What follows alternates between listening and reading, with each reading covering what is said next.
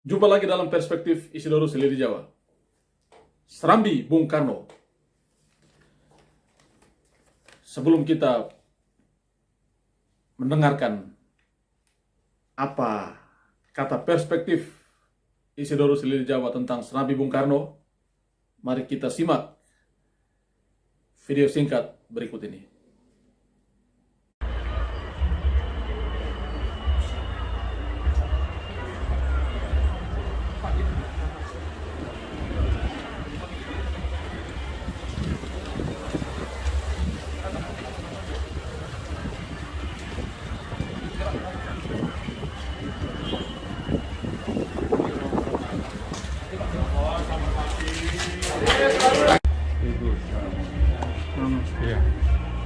Ya ini Bu Iriana. Selamat pagi Bu Iriana, selamat pagi. Terima kasih sudah diterima di sini. Semua 20 orang. Kami 20 orang. Iya. Dan ada bruder, ada yang Romo, pastor. Iya. Ada frater juga yang calon imam, calon pastor. Iya. Terima kasih. Sekolahnya di Momere. Iya. Itu ada Berapa jauh dari 4 jam perjalanan, 100 lebih. darat? Jalan darat. Tapi yang di sini hanya mereka yang menjalankan praktek 1 tahun. Dan dia praktek di pesantren Bali Songo. Tinggalnya di sini, pagi baru ke pesantren. Ya. Terima kasih. Iya. Ya, terima kasih sudah menyaksikan video singkat ini.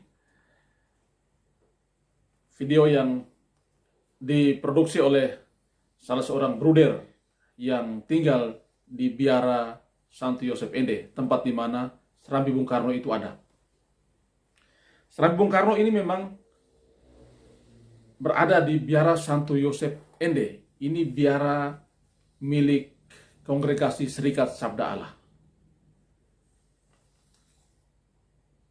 Serambi ini didirikan dengan maksud untuk mengenang dan mengingat kembali romantisme masa lalu, memori masa lalu, pertemanan antara seorang Bung Karno dengan 2 orang misionaris SVD yang tinggal di Biara Santo Yosep Ende. Yang pertama, Pater Gerardus Huitzing SVD, dan yang kedua, Pater Dr. Johannes Bouma SVD. 2 orang misionaris yang berasal dari luar negeri ini, mereka tinggal di Biara Santo Yosep Ende kala itu. Dan pada saat itu memang Bung Karno diasingkan di Ende. Itu pada tahun 1934 sampai dengan 1938. Ketika dalam masa-masa pengasingan itu, Bung Karno sering datang ke Biara Santo Yosep Ende untuk berdiskusi, bertukar pikiran dengan 2 orang misionaris SVD itu. Beliau datang untuk menyampaikan gagasannya, bertukar pikiran dengan para pastor, tetapi juga beliau datang untuk membaca buku yang disediakan di biara itu.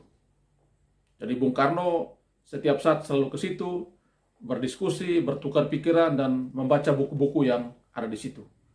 Pertemanan ini terjalin begitu intens sampai pada akhirnya Bung Karno selesai masa pengasingan di Ende dan kembali ke Pulau Jawa.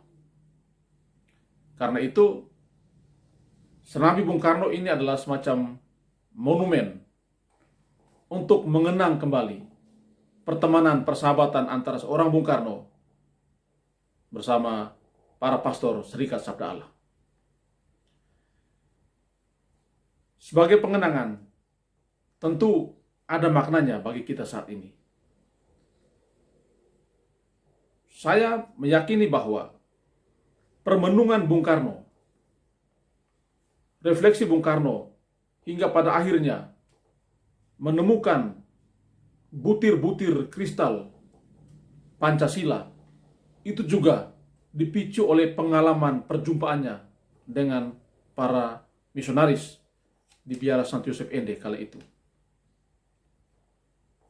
Perjumpaan, pertemuan, diskusi, tukar pikiran, berbagi gagasan bersama dengan para pastor itu menjadi pengalaman yang tidak dilupakan oleh seorang Bung Karno. Karena itu ada kisah bahwa setelah beliau menjadi presiden pada tahun 1959 beliau kembali ke Ende dan masih menjumpai Pastor Gerardus Huitzing SVD yang memang saat itu, saat Bung Karno diasingkan, beliau mendoakan agar suatu saat kelak Bung Karno mesti menjadi presiden. Dan akhirnya terjadilah perjumpaan itu ketika Bung Karno sudah menjadi presiden.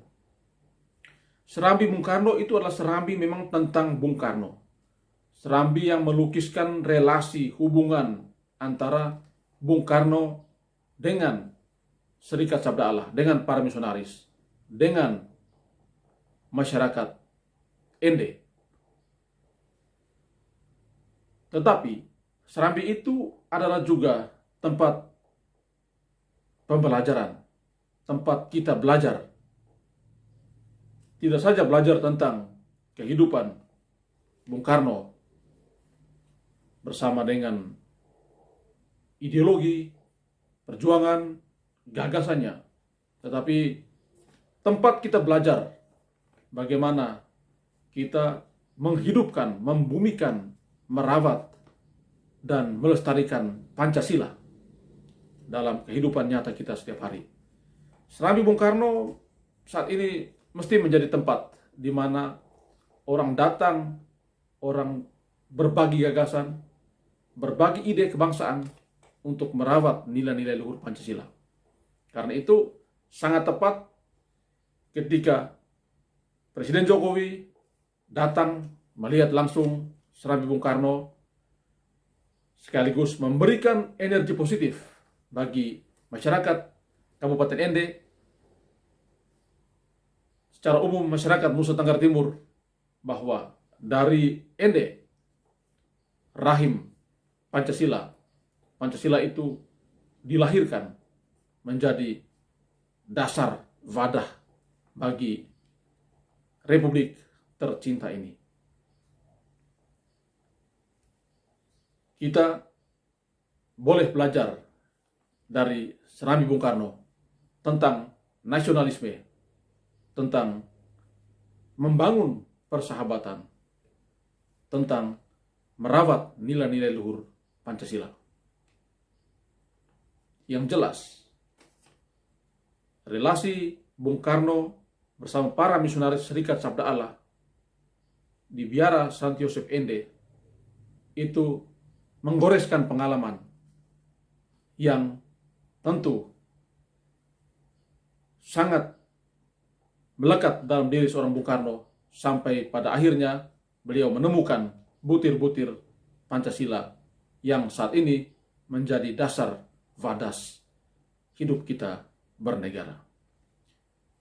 Terima kasih banyak. Salam sehat dan Tuhan memberkati kita selalu.